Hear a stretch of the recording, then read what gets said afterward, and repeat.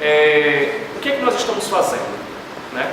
Como a gente explicou na última quarta-feira, o que nós estamos fazendo é um retiro, né, de preparação para a Páscoa. Como nós não temos a graça da vocação monástica, a gente não tem como passar os 40 dias preso num Carmelo, num mosteiro, né, numa trapa. Talvez Deus deu esse privilégio a outros. A nós, o nosso campo de batalha é o mundo, e no meio das coisas a gente precisa encontrar esse mesmo recolhimento interior que os monges conseguem. Então, para facilitar esse caminho da gente durante a quaresma, a gente pensou nesses 40 dias, toda quarta-feira a gente se reunir para eu sugerir uma meditação, para que a gente continue rezando esse mistério que nós estamos nos preparando para vivenciar e anunciar no domingo de Páscoa, né? Lembrando um pouco que meditação é somente um caminho que eu vou sugerir para que vocês façam, tá? Eu espero que vocês tenham tido a oportunidade de, voltando para casa, talvez não na mesma hora, mas em algum momento nessa semana, eu espero que vocês tenham tido a possibilidade de ler de novo o texto e, enfim, pensar sobre si mesmo. É um pouco esse o objetivo, né? A meditação é tornar um pensamento, sugerir um pensamento para que esse pensamento seja ruminado por nós, né? Os antigos mestres de espiritualidade, especialmente os padres do deserto, viam no ruminar dos animais uma atitude própria de que tem vida espiritual. A vida espiritual é justamente isso. É pegar um pensamento e ruminar aquilo. É fazer com que aquilo que a gente está rezando, pensando, volte sempre à mente da gente, ao coração, à alma da gente, para que a gente possa tirar, como se diz na Sagrada Escritura, tesouros sempre novos e velhos do mesmo baú. Então, esse é o objetivo, tá? São 40 minutos, então vamos aproveitar o máximo possível. Qual é o tema da meditação de hoje? Quando matamos Deus. Quem trouxe a Bíblia, abra aí, por favor, em Lucas 15, 11 a 13. Quem não sabe usar muito bem a Bíblia, levanta a mão que tem os monitores que vão ajudar. Enquanto vocês procuram, está todo mundo com a meditação, com o texto? Alguém falta? Vejam, hoje nós vamos começar uma trilogia, tá? A gente vai dar uma de Senhor dos Anéis, ou né? O que a gente vai fazer? Hoje, na próxima quarta e na outra, são 3 meditações que estão dentro de uma única meditação, tá? Então, aqueles que começaram hoje, é legal vir para a próxima e depois, porque a gente vai concluir na realidade, na quarta-feira, depois mais 2 dessa, esses 3 passos que a gente vai dar sobre uma única meditação. E aí fica faltando mais uma, né? Hoje, então, quando nós matamos Deus, a próxima, quando nós caímos em nós mesmos, e a outra, quando nós somos zangados. E aí fica faltando uma, que são as barcas paradas. Então, deixa eu ler com vocês, eu vou ler, tá? A gente vai dividir em 3. A primeira hoje vai Lucas 15, de 11 a 13. Gabriel, é pouco, por isso é meditação. É pegar pouco e ruminar. Jesus então disse: um homem tinha 2 filhos. O mais jovem disse ao pai: pai, dá-me a parte da herança que me cabe. E o pai dividiu os bens entre eles. Poucos dias depois, ajuntando todos os seus haveres, o filho mais jovem partiu para uma região longínqua e ali dissipou sua herança numa vida devassa. Pronto, é só isso que nós vamos meditar hoje. Qual é o primeiro ponto que eu queria que a gente pensasse? Veja, se uma pessoa deixa uma herança, é porque essa pessoa morreu. Se então esse filho do Evangelho está pedindo a herança ao pai, significa que para esse filho, o seu pai morreu. Veja, isso é importante. Eu não sei vocês, mas eu já rezei, já meditei muitas vezes esse Evangelho. vez que, rezando esse evangelho, isso me tocou muito fortemente. Porque eu nunca tinha parado para pensar que se o filho está pedindo a herança a um pai vivo, é porque dentro dele aquele pai está morto. Então, para esse filho, o filho que nós chamamos pródigo, mas que nós vamos ver que pródigo é o pai, pensem nisso também. A meditação, a parte do evangelho, geralmente em algumas bíblias, é o filho pródigo. Pródigo é o pai, o filho não. Mas, vamos continuar. A questão é que esse filho, então, ele, vendo o seu pai, ele vê um pai morto. Lembra? Se um filho pede a um pai que ele lhe dê a sua parte na herança, o que isso significa? Só se recebe herança quando o pai morre. Significa que esse filho da parábola já considera o próprio pai como morto. O pai está vivo, está perto dele, quer que o filho permaneça com ele, mas o filho o considera enterrado. Sejamos honestos. Nós também temos algumas vezes essa relação com o pai. Atenção para a maiúscula aí, viu? Vivemos como se ele tivesse existido um dia, chamado cada um de nós um dia, levando-nos para um caminho bonito, mas que, num determinado acidente, cada um deve saber onde e como foi, nós o tratamos como morto, apesar de estar vivo. Que parábola profunda, inteligente e perspicaz. Vejam como Jesus, porque é Deus, é mais inteligente do que a gente.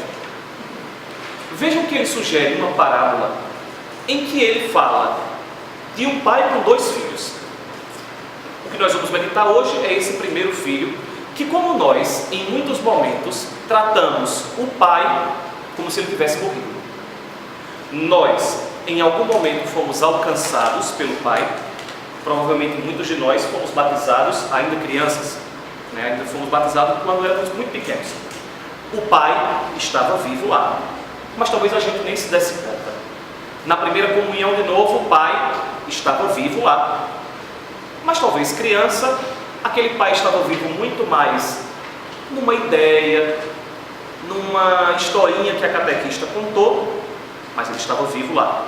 Na crisma, mais velhos, aí provavelmente nós assumimos perante todos que este pai está vivo.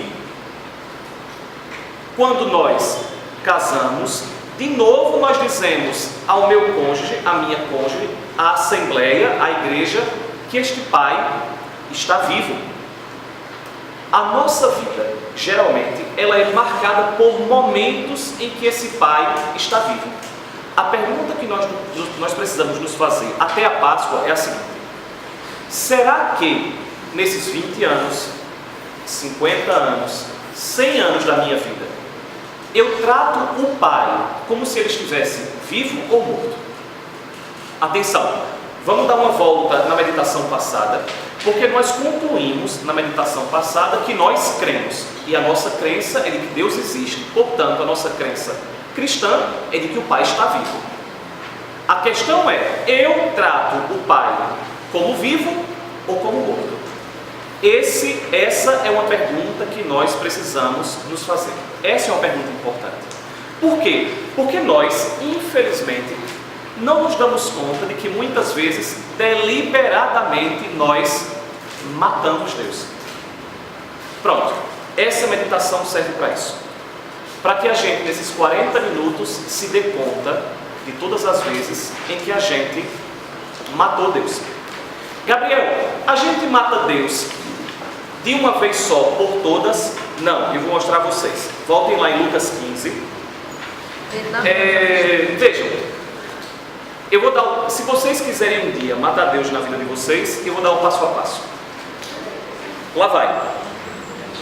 Um homem tinha 2 filhos, o mais jovem disse ao pai: pai, dá-me a parte da herança que me cabe. Ponto 1. O primeiro passo que nós fazemos para matar Deus é dizer assim: eu quero a minha vida para mim.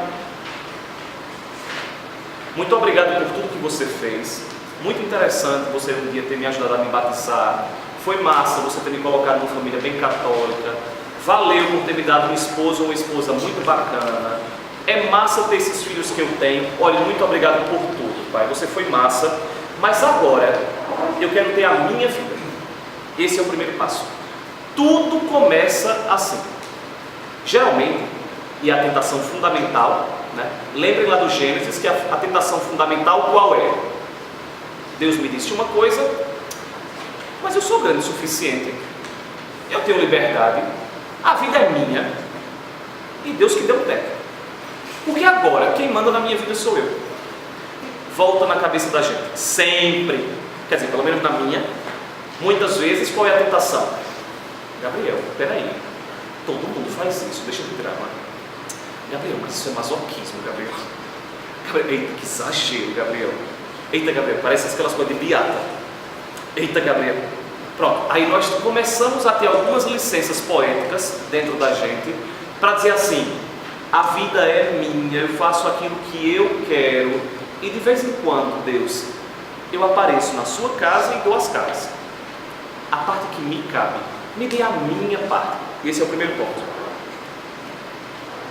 E o pai dividiu os bens entre eles. Poucos dias depois, ajuntando todos os seus haveres, o filho mais jovem partiu para uma região longínqua. Sublinha aí, viu? Ponto 2. Partir para uma região longínqua. Primeiro ponto que nós fazemos é a minha vida. Segundo ponto é me distanciar de Deus. E aí cada um de nós, agora na quaresma, tem uma oportunidade única, que é se perguntar como é que está se distanciando de Deus. Por exemplo, qual é a minha participação nos sacramentos? Eu procuro ir à missa todo domingo? Eu procuro me confessar pelo menos uma vez no ano? Eu procuro ter uma vida de caridade, ajudar os outros? Eu procuro viver os mandamentos? Gabriel, conseguir 100% das vezes eu não vou conseguir. Veja, a palavra é, eu procuro, depois você se preocupa se você está conseguindo. Mas a primeira questão que a gente precisa fazer é assim: eu estou procurando sinceramente, na vida espiritual, a gente viu isso há pouco tempo na comunidade, a vida espiritual, ela pressupõe aquilo que Santa Teresa d'Ávila dizia. Escute, viu? E guarde aí. Uma determinada determinação. Aqueles que são cabeça dura conseguem ser santos mais rápido. Por quê? Porque eles colocam uma coisa na cabeça e eles vão em frente. Então, uma determinada determinação de procurar a intimidade com Deus. Hoje, então, na minha vida, eu estou próximo ao Pai ou eu estou longe do Pai? E ali dissipou sua herança numa vida devassa.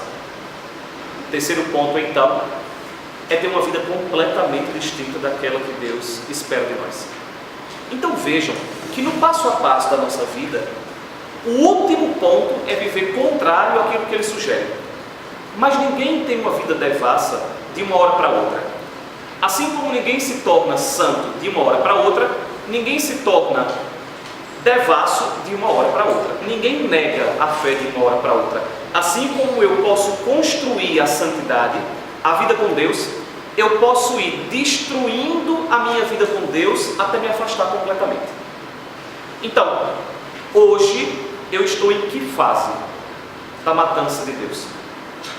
1. Eu vivo a minha vida como se ela pertencesse somente a mim e Deus não tem espaço nela. 2. Eu estou distante, afastado ao ponto de que eu não tenho mais comunhão. 3. A minha vida já é completamente o oposto daquilo que Deus pede. Vamos voltar para lá. Vamos começar do começo. Existe um mundo hoje que está matando Deus e os valores do Evangelho e nós não nos damos conta. E pior, muitas vezes servimos de coveiros com essa nossa frouxidão. Vejam quais são as músicas, os vídeos na internet, as fotos que publicamos nas redes sociais, os aplicativos moderninhos de encontros. Tudo está dentro de uma lógica consumista, descartável, erotizada. ser sensual e falar de sexo hoje, inclusive, é uma obsessão, né? Durante muito tempo, nós católicos não permitimos falar quanto mais sexo, né?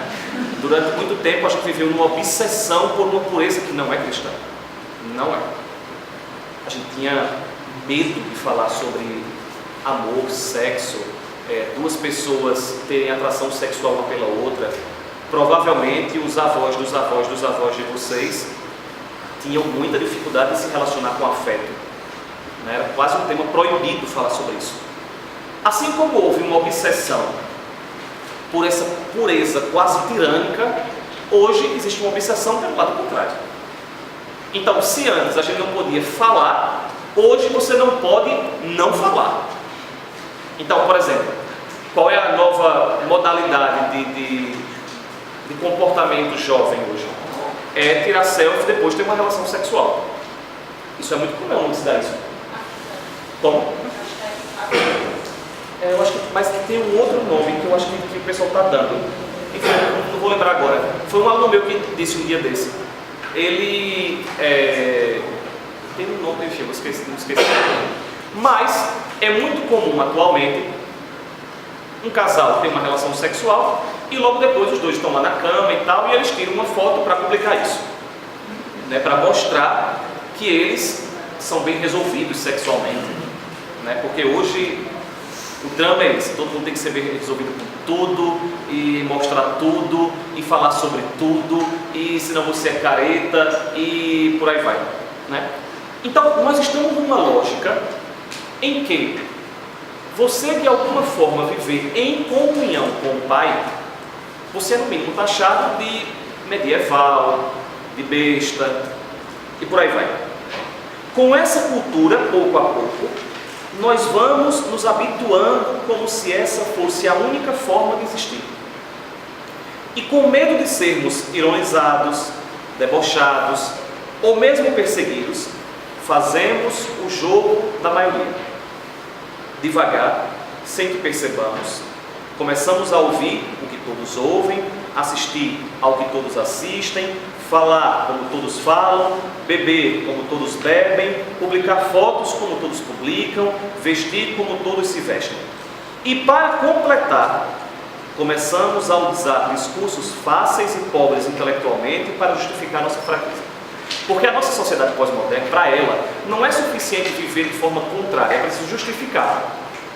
Então, por exemplo, alguns temas que, para nós cristãos, eu estou levando em consideração que nós estamos entre cristãos, né? Nós somos uma família cristã, então não estou justificando algumas coisas que seriam importantes anteriormente para alguém que está fazendo uma catequese, né? Para nós, atualmente, não basta simplesmente ter uma vivência contrária àquilo que o Evangelho pede a gente. É preciso que a gente justifique e queira a aprovação da maioria. Vejam se hoje nós cristãos não estamos vivendo num coliseu novamente. Vejam se hoje nós cristãos não somos patrulhados em todo momento sobre os nossos posicionamentos que são retrógrados, conservadores, antiquados. Então, para nós, valores que são importantíssimos, por exemplo, falar hoje em indissolubilidade é um crime. Falar em para sempre é um crime. De vez em quando em sala de aula, eu dou aula de, como eu disse a vocês, realidade socioeconômica, e a gente vai vendo a identidade da pós-modernidade.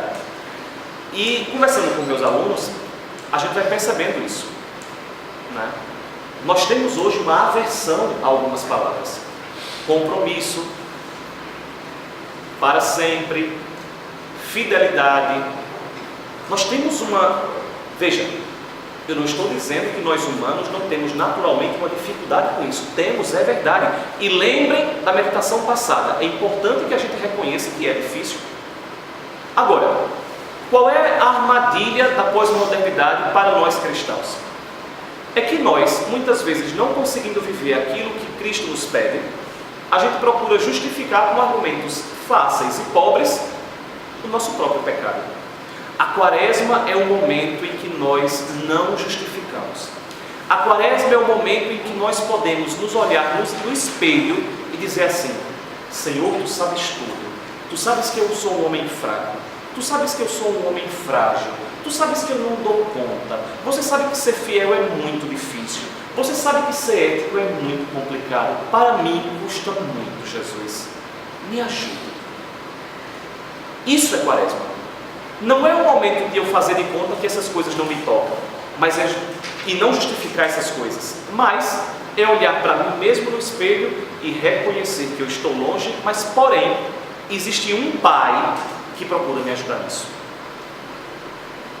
Um dia, Jesus disse aos discípulos essas palavras duras: vós sois o sal da terra. Se o sal perde o gosto, para que serve? Para nada. Será lançado fora e pisado pelos homens. Se nós não vivermos da maneira que Jesus nos pede, não servimos de nada. Seremos amassados pelo mundo, deixaremos de ser sal para nos transformarmos em areia, em pó, em nada. Qual é o discurso que nós católicos temos utilizado ultimamente? É assim: sim, mas para a gente conquistar o mundo para Deus, a gente precisa ser igual às pessoas. Veja, para a gente atrair as pessoas para Deus, a gente precisa ser como todo mundo. Minha gente, veja, se é para ser igual a todo mundo, o que é que o mundo ganha se convertendo ao cristianismo? Vamos olhar para a gente. Se Jesus Cristo não for uma proposta diferente de todo o resto que o mundo nos apresenta, por que vale a pena ser cristão? Nós somos cristãos porque Jesus diz assim, como ele disse lá no Evangelho: vocês estão vendo como o mundo vive, eu porém vos digo. Não sei se vocês já perceberam como esses evangelhos tocam a gente. Jesus diz assim: lembrem do que foi dito, olho por olho, dente por dente, eu porém vos digo: amai vossos inimigos, orai pelos que vos perseguem. Veja, Jesus faz um corte. O comportamento das pessoas que estão contra ele, o comportamento das pessoas que estão com ele. Então, a melhor forma de nós evangelizarmos o mundo, a melhor forma de nós sermos sal do mundo, é tendo gosto. Se o sal não é diferente da massa, para que serve o sal? Se a luz não for diferente da escuridão, para que a luz? Veja, existe uma dicotomia óbvia que deve existir. O comportamento dos filhos das trevas, eu sei, não é politicamente correto dizer isso, mas foi Jesus, viu? Não fui eu. O comportamento dos filhos das trevas, o comportamento dos filhos da luz. Hoje o que é que a gente diria? Eita, mas espera aí, a gente vai afetar o sentimento dos filhos das trevas. Não vamos dizer assim, não. Vamos dizer assim, o pessoal que... Não, Jesus não usa bem as palavras. Jesus diz: hipócritas, sepulcros caiados, filhos das trevas. Olha, provavelmente se existissem direitos humanos na época de Jesus, provavelmente Jesus teria muita dificuldade. Provavelmente Maria ser chamada muitas vezes na escola porque ele queria fazer bullying com os coleguinhas. Porque para Jesus, e Jesus diz isso, quente é quente, frio é frio. A gente diz assim hoje: eita, para que isso tudo? Me deixa de drama. A gente tem que entender. Jesus diz isso. Sabe quando é que Jesus diz isso? Vamos voltar lá àquela mulher que era pecadora pública. Lembra? Aquela mulher, ela vivia em adultério, né? O que é que Jesus faz? Jesus acolhe aquela mulher e depois diz: eu entendo, viu? É muito difícil. Vá lá viver sua vida. Não, Jesus acolhe, como nós devemos fazer. Aí cuidado, porque a gente pode, se a gente não acolhe, ao invés da gente ser discípulo de Jesus, a gente se torna fariseu. Cuidado. A gente acolhe como Jesus fez. Filha, quem te condenou? Ninguém, Senhor. Eu também não te condeno. Vá em paz. Primeiro ponto, acolher. Segundo ponto, o que é que Jesus diz? Vá, mas não volte a pecar. Hoje, a gente, para não ferir os sentimentos da adúltera, a gente dizia assim: vai lá, velho, se vira, vê aí se dá um jeito. Não! Muitas vezes a nossa tentação é querer que Jesus trate a gente café com leite.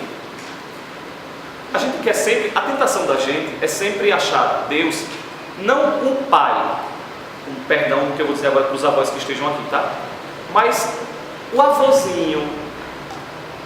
Sabe qual é o comportamento básico de um pai, de uma mãe e de um avô e de uma avó? O pai e a mãe diz assim ao filho: vai comer feijão e arroz, viu? Bota aí no prato. Os avós pegam a criança e dizem: quer um pirulito? Quer um chiclete? Quer um... Veja, é próprio do avô e da avó estragar a criança. Tudo bem. Ele está vivendo profundamente a vocação dele. Mas um bom pai e uma boa mãe é um casal que diz assim: fulano, escolha 3 ingredientes para botar no prato, porque vai comer. Não, mãe, eu só quero arroz. Não, vai botar arroz, carne e feijão. Não, fulano, quer dizer, pelo menos assim era meu pai e minha mãe, viu? Gabriel vai colocar, está claro? Então na minha casa, tinha que colocar. Acabou. Minha avó Natis, por seu turno, uma vez estava fazendo minha tarefa de casa. Minha mãe chegou em casa e disse: por que a senhora está fazendo o trabalho dentro da casa, o exercício de casa? Aí ela disse: porque eu fico com pena do bichinho. Agora volta. Nós queremos não um pai, a gente quer um avôzinho.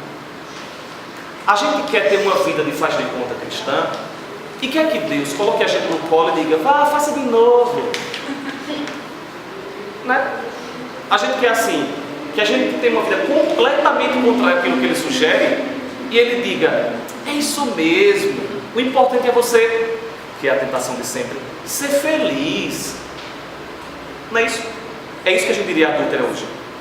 Vá, o importante é você ser feliz. Não, Jesus diz assim: quantas vezes você voltar, eu estarei aqui. Mas tenta de novo.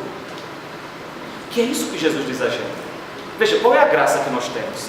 É saber que sempre que nós voltarmos, é a meditação próxima e depois a outra. Sempre que nós voltarmos, Deus está lá.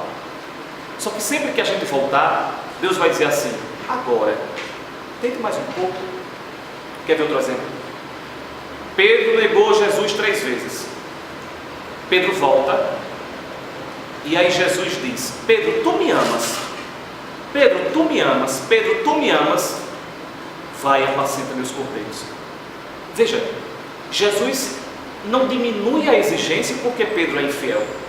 Jesus acredita tanto em Pedro que ele eleva a possibilidade de Pedro. É assim que ele trata a gente. Mas a gente precisa voltar. Por isso, nesta parte do retiro, gostaria de convidar sinceramente cada um a olhar para si mesmo. Gostaria que cada um visse se hoje é sal ou terra. Se dá gosto ao mundo, ou seja, se dá outro sabor ao mundo, ou se é igualzinho ao mundo naquilo que ele tem de contrário a Deus. Porque cada vez que isso acontece, nós sentenciamos a morte de Deus. Na realidade, e isso é bom deixar claro, cada vez que isso acontece, é como se eu tentasse matar Deus dentro de mim e no mundo. E Deus não morre, e a palavra final será dele, e a palavra final dele será somente uma confirmação da nossa palavra aqui. Isso se chama céu ou inferno. Uma confirmação de Deus daquilo que nós escolhemos aqui. Lembra daquilo que a gente disse na meditação passada: Deus escravo da sua obra. Ele nos fez livres. A única coisa que Ele pode dizer é sim àquilo que a gente escolheu. A gente muitas vezes, tem um padre que me dizia assim: Gabriel, a gente muitas vezes acha que a gente diz amém para o que Deus diz. Não é isso. Deus diz amém para o que a gente fala. Deus diz amém para o que a gente diz, o que a gente vive. No fundo, pessoal, é assim: quando Deus criou a gente, Deus assinou um cheque em branco. O que você colocar, Ele assina em branco. Ele confirma o que você recebe. Se durante a sua vida a cifra que você coloca é cifra céu, está assinada. Se você assina enxergue inferno, está assinado. Deus diz amém ao que nós dizemos, às nossas resoluções, porque Ele é escravo da liberdade que Ele deu a gente. E Deus não morre, a palavra final será dele, a palavra final dele será somente uma confirmação da nossa palavra aqui. Quem disse sim, escutará sim de Deus. Quem disser não, escutará não de Deus. Hoje, minhas atitudes matam Deus em mim, ou eu torno cada vez mais vivente na minha vida? Vivo procurando repetir a vida de Jesus, ou vou me tornando dono do meu nariz? Então, essa é a meditação de hoje. É a gente voltar para casa e entender assim: qual é o nível de assassinato que eu estou cometendo? Primeiro, a minha vida é minha e eu faço aquilo que eu quiser. Está claro, Deus? Segundo nível da matança, ir para uma região longínqua, se afastar dele. E nós temos tantas formas de nos afastar. Terceiro, o último grau, uma vida contrária àquilo que ele sugere, uma vida devassa, uma vida de quem, como a gente vai ver próxima semana, gastou tudo, perdeu tudo. Eu acho sempre muito bonita essa imagem. Se eu gasto tudo, é porque Deus me deu tudo. Isso é uma coisa que a gente deveria meditar durante a quaresma. O nosso Pai é um Pai que confia na gente 100%. O meu pai, para me educar, o meu pai desta terra, dizia assim: Gabriel, eu vou lhe dar essa mesada, próximo mês eu vou dar mais um pouco, próximo mês de novo, próximo mês de novo. Veja, meu pai não disse assim: tome a mesada toda do ano e agora vá. Não. Deus não faz assim. Deus, quando Ele se dá a gente, Ele se dá todo. Por exemplo, provavelmente eu espero que vocês, durante a quaresma, procurem se confessar. Quando vocês se confessarem, o perdão de Deus, ele é todo. Não é assim: olha, você pecou muito grave, eu vou dar absolvição para esses aqui, esses outros você vai ficar aos poucos. Não, Deus não parcela a graça dele. É tudo. Deus só trabalha com tudo. Eu gasto tudo numa vida devassa, ou eu gasto tudo? A gente vai ver nas próximas meditações. O importante é sair daqui, se colocar diante do espelho, entender que existe um Pai que me ama, um Pai que me quer, um Pai que vive para mim, um Pai que teve uma herança trabalhando muito para mim. Pensem em vocês, lembrem dos pais de vocês, do pai, da mãe, e pense se eles não se sacrificaram muito para que vocês chegassem onde vocês chegaram. E vejam se vocês não têm um mínimo de consideração dentro de vocês pelo sacrifício do pai e da mãe nesta vida. Agora imaginem um pai que deu como herança a si mesmo, que deu como herança o reino dele, um reino que não acaba, uma herança que nunca finda, a própria vida dele. Esse pai está comigo, mas eu, metido a ser dono do meu nariz, muitas vezes vou para uma região longínqua. Qual é a região que eu estou hoje? E acabo tendo uma vida contrária àquilo que ele pede. Quais são os comportamentos na minha vida que são contrários ao que ele pede? E quem sabe não é importante procurar uma confissão. Porque a gente vai ver na próxima quarta-feira, chega uma hora em que o nosso destino, ao invés de ser herança do reino de Deus, é a herança dos povos. Amém.